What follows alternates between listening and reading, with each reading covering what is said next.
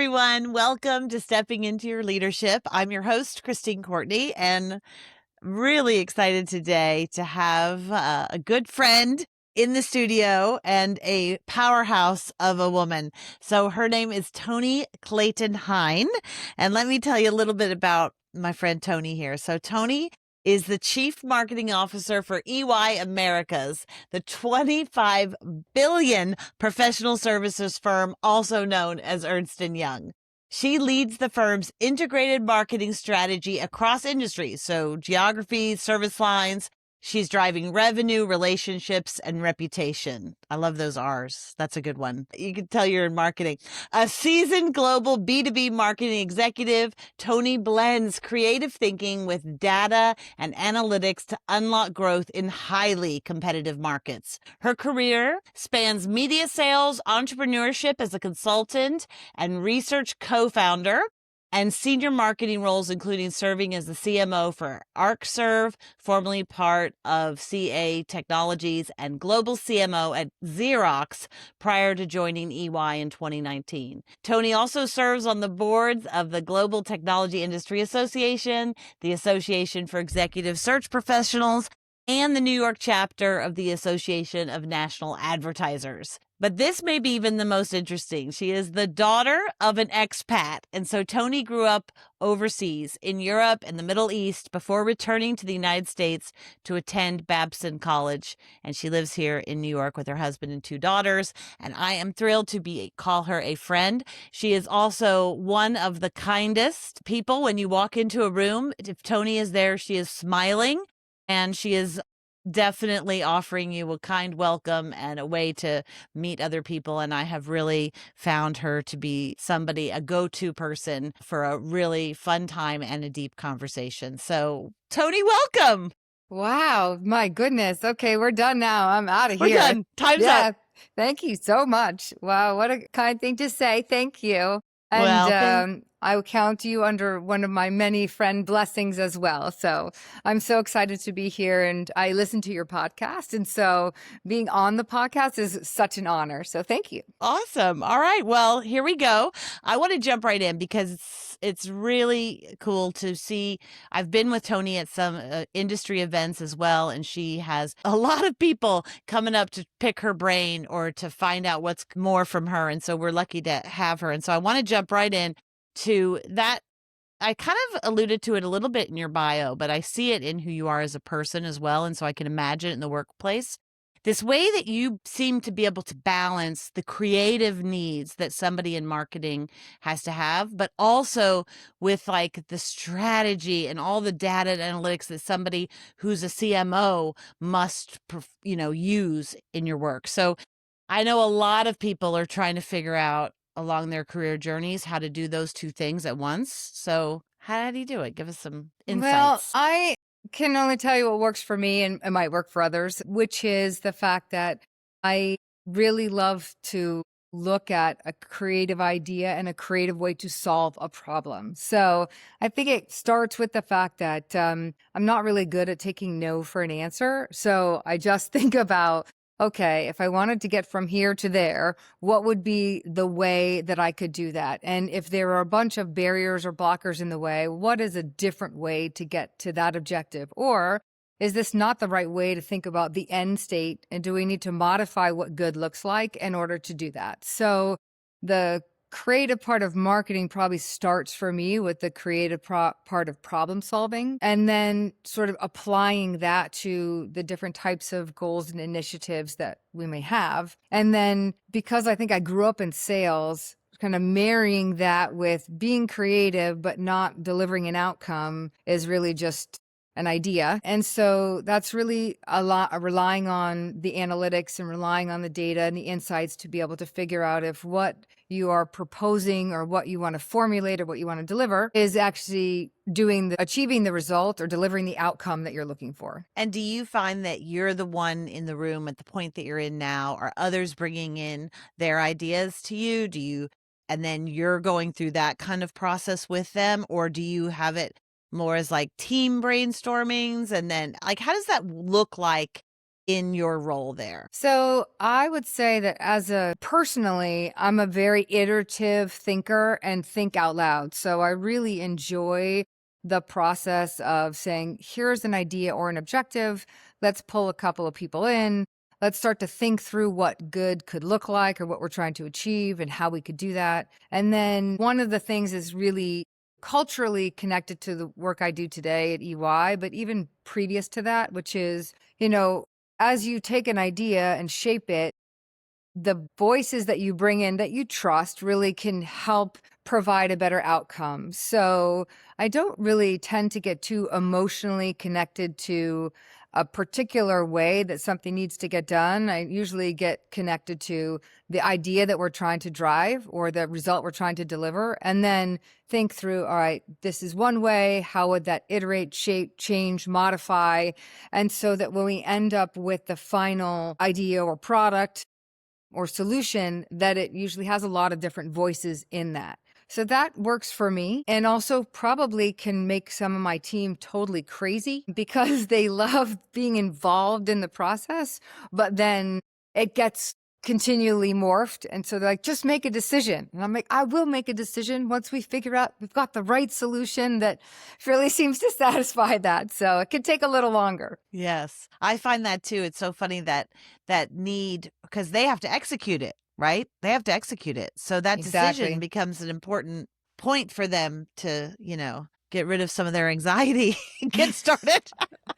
Okay. I don't think about the fact that I probably deliver a lot of anxiety, but I think that's probably a very fair, true statement. Well, you're welcome. So, when they, as part of that brainstorming process, I'm curious, do you see things that people come in, like earlier stage career folks, and maybe it was you or maybe it's other folks that come in?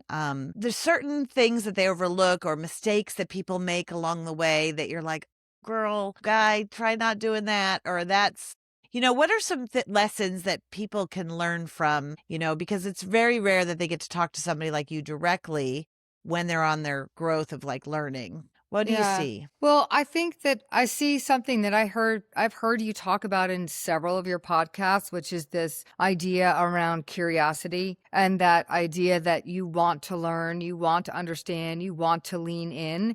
So versus what you shouldn't do, I think is really come in with that approach of what can I learn? And then what can I contribute to this? I think where people can get stuck is one, if they get too, I'll call it emotionally connected to what they're trying to deliver, and they forget about the larger scope of all of the different things that have to go right or be impacted or will be impacted by the idea. So people can get discouraged if they feel like you said this was a good idea, but it didn't end up coming out this way, or it got put on the cutting room floor and you think you're right, but you have to think about how the whole process comes together and what that larger picture will be. So sometimes they miss that understanding of you're just one piece of the overall picture. And what does that mean? Oh, it's such a learning lesson, isn't it? I mean, how we hold on to our great ideas as if they're our babies, and And well, in marketing especially, right? Because it is tends to be a very creative process, and just watching that morph and grow can feel very far from what your original idea was, and people want to hang on to that. I actually thought where you were going to go is what do people, the younger or more entry level people or newer to the job market bring? And in my job, it's fantastic, right? yeah. Because we're constantly looking at new mediums, new ways to communicate, what's really interesting. And if you watch your kids, you will certainly know where things are going, what's going to hit, what's not.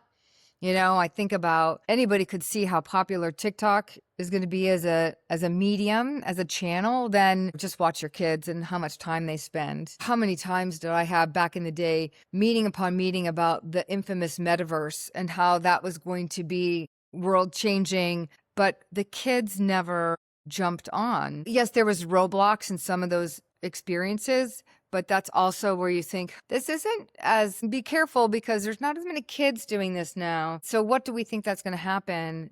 And even right now with AI, I'm Yes. constantly asking kids or new or younger folks in the organization, do you use it? What do you think? And that really makes a difference in terms of how not just us leading them, but them leading us in terms of providing a sense of direction. Yeah. Such a good note for all of us, right? To look at, no matter how, if you're a young person in the workforce, same thing. Like, what are your peers doing? What are your middle school aged siblings doing? Whatever it is, because that's eventually going to push up, right? Before it was TikTok, it was Musically. And Yep. my and our well, both have daughters the same age, but they were on Musically like crazy, when it was just singing songs and stuff. And so, Exactly. What a that's difference, right? what a Yeah. difference. Yeah. And it's still super popular, right? I mean, more so.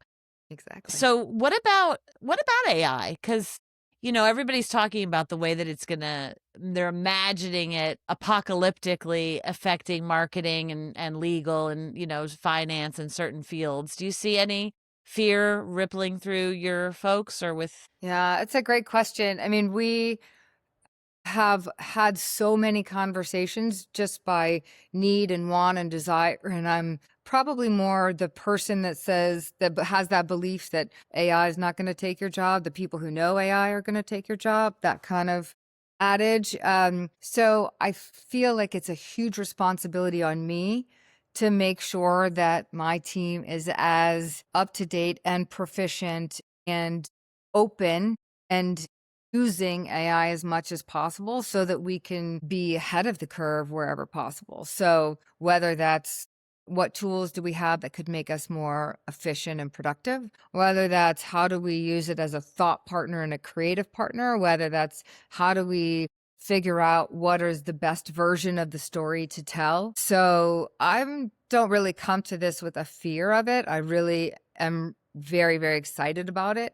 The people that have fear, it's our responsibility as leaders to help say jump in with both feet because it's here whether you like it or not. And there's some great things to learn. You just thought of something that you reminded me of. It seems a little bit off track, but I'm going to jump in there with it anyway. And that is that sometimes I know in your work you do some outward facing stuff, and sometimes it's inward facing, kind of almost internal marketing for the employees and stuff. Yeah. And I remembered when you were talking about the one thing you did. I don't remember how long ago it was, but you focused in on I think some of the partners at EY and their journeys to get there a little bit. And it was beautiful. I feel like they were even black and white. They were really kind of, almost like documentaries a little bit, mini documentaries on these Yeah. people. And I was just curious, like, where that came from, like, what was the need and what was the thought process behind it. Because honestly, one of the people that I know was featured in it, and it was so wonderful seeing it, from his wife and so forth, sharing those things with me, because I learned things about him that I hadn't known, and I don't think I'm the Yeah. audience for it, but I thought, wow, what a powerful thing to do internally. And so I just wanted you to talk a little bit about that process. Yeah, I mean, we do it for both actually, which is, coming to EY a few years ago, I was really struck by a lot of the marketing communication that we did was very kind of factual, cerebral, insight driven, and most of the focus was on the outcome that we delivered. But what was lost was the reason that the outcome and the advice and the guidance was credible. And it was really the expertise of the people. And I had never worked in professional services before. So I walk in and I'm like, these are the smartest people on the planet. Right. And they are, because of the work that they do is to take complex issues and make them understandable and bring that clarity to the complexity. They're really good at articulating that. And I'm like, why don't we show these people? How don't we just share what they do and where they come from and how they think? And it just allowed us to really, I think, contextualize all the expertise that we were delivering with all the things that built up to that, and then really hopefully gives people an understanding that the advice that we're giving and the way that we're talking about that comes from the culmination of experiences that they have, and we should celebrate that. EY as a culture is a very collaborative, very human first kind of culture. And so I just thought, what a shame if we don't share this, because and I'm so impressed. But I think because I was from the outside versus the inside, maybe when you're in the inside, you're used to it. But It's it was such a fun. good point, right? To get that like fresh perspective. So you guys actually use those for outside too, then? Yeah, we do it with both our internal people, we do it with our experts, and we do it with our clients where we run different programs. Again, showing the journey and the story that they've been on, which is amazingly fascinating. And they probably love doing it, right? Like it's a win-win-win all the way around. I mean, hopefully they feel like that. I just feel like if we showcase the story, it's good for all of us, right? I don't need it to be like, this is what EY has done for me. If it will come out naturally, which it often does, fantastic. But if not, we get to talk about all the things that shaped this particular CEO or CFO or whoever we seem to be showcasing. Yeah, and also it kind of tapped into like a little bit more to your point of an emotional chord than you would expect from a Yeah. company like EY, Yeah. right? And I think it does give you a sense of almost intimate, like it was like, that black and white solo camera on the person sitting on a stool or something, kind of stripped down of all the wild tech that it could be, kind Hmm. of let you know them in a way that to me surprised me about a big, $25 billion consulting Hmm. firm would put out there. And so I just think that was very clever of you. And I think important for as far as a differentiator, what it sells. So that's cool. It must, because now that I think we struck a chord when we've done it because a lot of people have sort of followed that medium as well. So, it really kind of helps you see that more and more large firms want to have a human element that, AI now more than ever before. Yeah. Yes, Mhm. exactly. So with that, because we talk a lot about, as you know, leadership on this podcast and for people coming up into it and stuff. And what's something that, on your journey up that you kind of maybe struggled with in terms of leading teams or leading folks? Yeah, I think that probably the aspect, they have that aspect of what got you here won't get you there, right? In terms of, when you start off in your career, and as we were talking about earlier, you lean in and you volunteer for everything and you want to learn as much as possible and figure out how you could contribute. And then as you start to manage people, wanting to manage them in the best possible way you can and always have their back and always be there for them. And it just, you start to, for me anyway, it was figuring out more people you manage and more places that you would go in the organization, that you would need to make sure that when you push, when you pull back, when is it worth it to,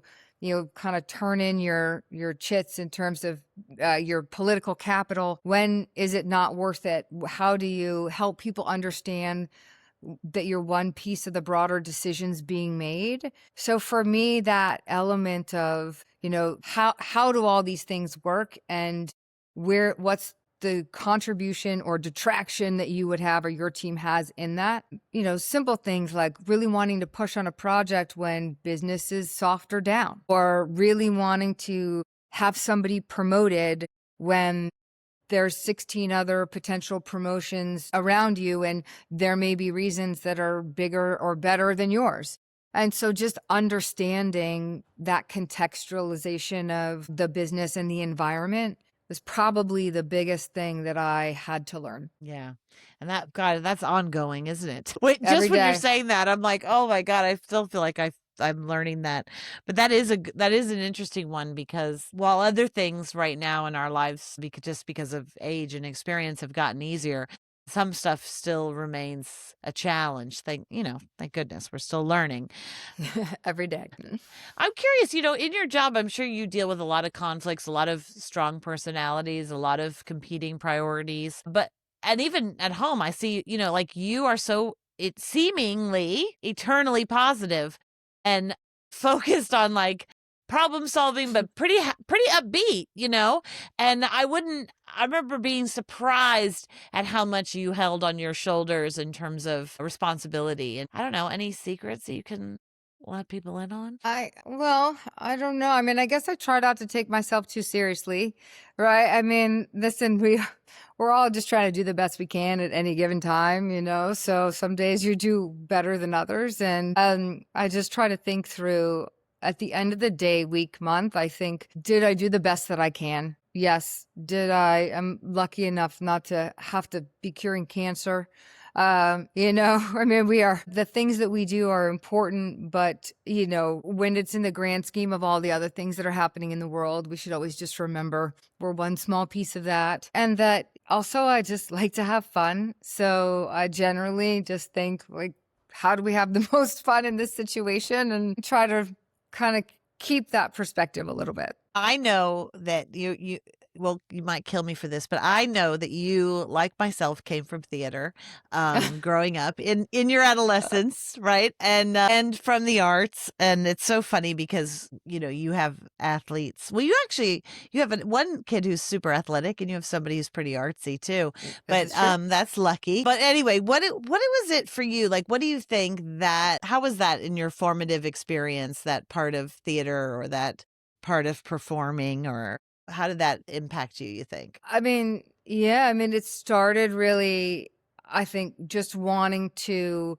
find a way to have a creative outlet. And then also feeling like certainly it helps you with things like public speaking and, understanding how to read a room and how to take energy from an audience. And then how does that become energy for everybody. So I've always liked that part of it. I always like the storytelling part of it, right? Like you get to create a wonderful world and you get to be able to bring that world to a lot of people. So I always liked that part of it. I think that there's just that familial energy with a cast and crew, right? That gives you an additional extended family and friends that you have such a nice shared experience with. Yeah.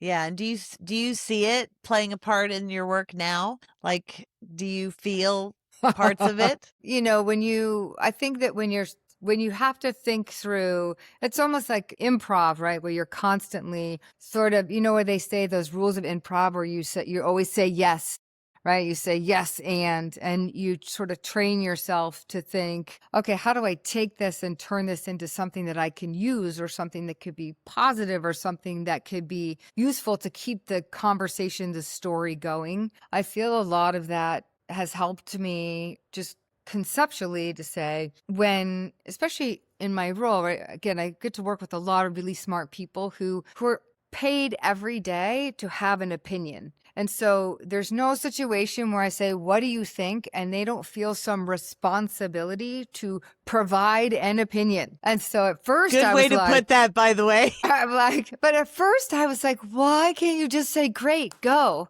And then I realized, oh, because their whole like ethos is around sort of iterating, making things better, and what could they provide. So a lot of it is that yes and. So, okay, so thank you. And then thinking through, right, what did you just say? What could be useful here? What do I want to say? Thank you, I'm going to put that back. Or thank you, I'm going to take pieces of it and run forward. So a lot of that feels like it comes from a theater background, and also keeping a straight face when someone tells you the craziest thing that you've ever heard. And I'm not very good at that at all, because I really am I show you exactly what Expressive. I'm thinking. Oh my goodness. So I just try to nod and go, mm-hmm. Okay, now I have to think about what are you actually saying, and then how can I like incorporate that if it makes sense. So it's kind of fun that way too. Right. Um, are there any, you have your hands in so many things at EY, but are there any special programs or passion projects that you happen to love, or, that this is, if you could spend, all your time working on this, you would just love it. Is there anything like that that you work on? Well, I think one personally for me, we are really deeply indebted to entrepreneurs, and it's a really big program for us. So we run several entrepreneurship programs: Entrepreneur of the Year, Entrepreneur Winning Women, Entrepreneur Access Network, all of these, which look at fostering what does it mean to help build, grow, scale a business. And whether that's for Entrepreneur of the Year, which is, the recipients are everybody from Michael Dell to Jeff Bezos to Google to Starbucks to, I mean, it's the largest companies that started off in the smallest areas. So it's quite amazing that we find them when they're in their infancy and then can help foster those companies to grow, which is like, what a special opportunity, right? And then we also do that with various cohorts of people. So with women, we have a program and a network that allows that to foster more of a community environment. Same with Black or Latinx or underserved communities where they're emerging companies that need a bit more of a infrastructure, capital, connection. And so it's one of the reasons that I went to EY, because I just love that about our brand. And one of the things that I personally love working on, just because it feels like what a great way to give back in a meaningful way to hope that they will succeed. And it's just fun to be able to make those connections and see how this might lead. And these are the people that are, in fact, curing cancer. I mean, when you talk about what they do, I mean, there's people that are really fundamentally impacting and changing the world. And I mean, if you could play one small part in supporting that, like, what an honor, right? That's incredible. Yeah, when I went with you to that one evening event that you invited me to, I was just so inspired by so many of those companies. Oh Yeah. my gosh. Change the world. Changed the world. Yeah. And they also had really, you could tell, crafted their stories, and they're up there presenting, and they're working, they were really, you could tell, given a lot of resources in their process. You could see that they were so much further ahead than so many other people who were just starting off. It was But really also, beautiful. this is where the value that you deliver to the market is so important as an entrepreneur yourself, right? I mean, when you see that so many entrepreneurs, they're so focused on the product or service or the asset that they're trying to bring to the world that, they learn how to, launch a company, but then growing and scaling and building out all those people. So, when you offer something like a leadership development, it is what got you here won't get you there. It is exactly of, I see this all the time when people want to, IPO or go public. And I think, okay, now how are you going to act when you have to be the adult in the room, right? When you are accountable to a much larger entity than yourself. And so that's where things like that you offer in terms of leadership development become so critical. Yeah. And also why even just doing this podcast is important to me, because I'm getting to sit down. I mean, you and I have been friends for a while, but we don't sit around and talk about this stuff. Do you know what I No. mean? We talk about we have much more fun. No, but we can. And it is also interesting to just have this half an hour just to pick your brain on some of this stuff and kind of understand a new part of you, and also how I can learn from it. And hopefully those of you listening can. So I just wanted to end our time with maybe just some tips for people on how they can use maybe some tips from marketing in their everyday life or in their career, climb up that corporate ladder, or they're one of hundreds within an organization. How do they borrow some of these ideas to further their career? Any tips you got? Yeah. Well, I think, if I just look at what is marketing, right? Marketing is packaging and presenting and delivering value to the world, right? Whether that's to your community, whether that's to the business that you're in or the company, or whether that's to your customers or clients. And so if you think about when you show up in today's world, especially with social media everywhere and so many tools available to you, it's not if and when, it's really also how you show up. And that doesn't need to be super polished if that's not the environment you're in, but it does need to be whatever is appropriate for where you are and where you want to go, who you're talking to, and who you want to connect with or drive to your next level or next opportunity. So I just would say, in today's world more than ever, that element of how you show up becomes important. And the good news is there's so many tools to do that, whether it's something like your podcast to be a leader, or whether it's tools like Canva, how you show up on social media, or whether it's, Right. being able to figure out how to make a website with AI in 5 seconds or less. Like, there are so many different ways that you can think about how is the world going to interact and engage with you, or the world, the environment, the situation. I think it's worth it to take those few minutes to think that through. in terms of what you want to convey before you go out and just wing it. Yeah, it's such a good note. I had a guy share with me the other day that his son came up to him, and he's probably like 26, so he's at working, in a pretty big company, and but not as big as EY, but a good sized company. And he said that he got a note, as well as a lot of his friends did, that said, that we're going to have a conversation about performance on this day or whatever. And so he was sitting out on the porch, and he said to his dad, "Can I talk to you about something?" And us, I mean, gosh, we treasure those moments if our kids ask us anything, right? And his dad was like, "Sure." And they sat out there, and he said, this is out in Long Island, and he said, "I'm nervous. I got this note. What does this mean?" Because you can imagine, for us, we know what it means. They don't know what this means, right? What does this mean? Am I in trouble? Like, is my Right. performance in trouble or whatever? And he said, the dad said, "Well, what do have you gotten any, did other people get this note?" He said, "Yeah, a lot of people got this note, and somebody asked, does this mean that we're, in trouble?" And the response was, "Well, we're all kind of under the gun because the company's not doing so well, and we all need to look at our performance." That was the response. Mm. So he goes, what am I walking into, in this meeting?" And the dad said, "Well, what's in your job? Do you ever like look around and like go, how else can I contribute? What else can I do? What's out there that might be able to help this company in some bigger way than just the role just the thing you're doing?" And the kid looked at him and was like, "Whoa, no, like I've never thought about that." And I was like, "Oh, bless him." Like I do think there is a moment in everybody's life where you think that a job is that you get it and you're supposed to do what they tell you. And Hmm. then there's this epiphany that you have one way or another of like, "Oh no, I'm not stuck doing just this." Like if Right. my brain can take me other places, that is wanted, Yeah. not something that is like, Totally. "Oh, I'm stepping on toes."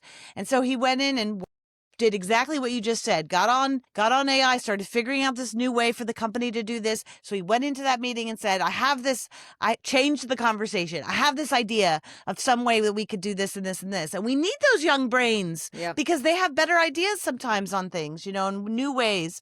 And the company was so excited. He got like employee of the month for like 4 months in a row, and new responsibilities, new things. And I thought, okay, we got to help our young people, because we take that for granted, that initiative is something that they understand what that exactly means. Right.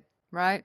It's so true. And everybody's built differently, and they need to ingest that information and be able to turn that into something however they hear that. So I say Yeah. this because my kids are so totally different, and they take information in and repackage it in their own way very differently. And so I think it's fantastic for, that even happened. And you know what? Good on that kid for asking his dad what to do. Right. That's Yeah. great. Yeah, because So, that part of it was that his brain was scared, one, and two, open to hearing it. Because yeah. how many times as parents are we trying to shove, or leaders trying to shove ideas into people's brains that are not ready to hear it? So I thought that was a really cool moment, and reminded me of what you're saying in terms of like looking around, going, what can Yeah. I contribute here? Yeah. Toni, thank you so much for coming on. It was so great to talk with you. It went by so fast, didn't it? It totally went by so fast. Yes. So, I always love talking with you, and I love that you do this, and I love that, you share this ideas and so many great guests with the world. So again, thank you for having me on. Sure. We'll have to have you come back with some of your entrepreneurial women, and that would be great to have them get an opportunity to hear some of their stories and what they're Oh, doing. That would be they would great. love it. They would love it. Okay. All right. Thanks, Toni. Thanks. Bye. Bye. Thanks for spending time here on Stepping Into Your Leadership. I'd like to give a special shout out to our podcast producer, Richard Francisco. Check out our notes for any details. And if you want to get anything more out of this, go to our YouTube channel and please subscribe to Leadership Lab TV. If you heard something today, of course, that resonated with you, do something with it. It's all about the choices that you make. It's what you say in conversations, how you show up in a moment. Share this episode with someone who's maybe starting a new job or stepping into a new level of leadership, and try one idea, because it just might create some pretty powerful leadership ripple effects. Until next time, keep stepping in, because the room changes when you do.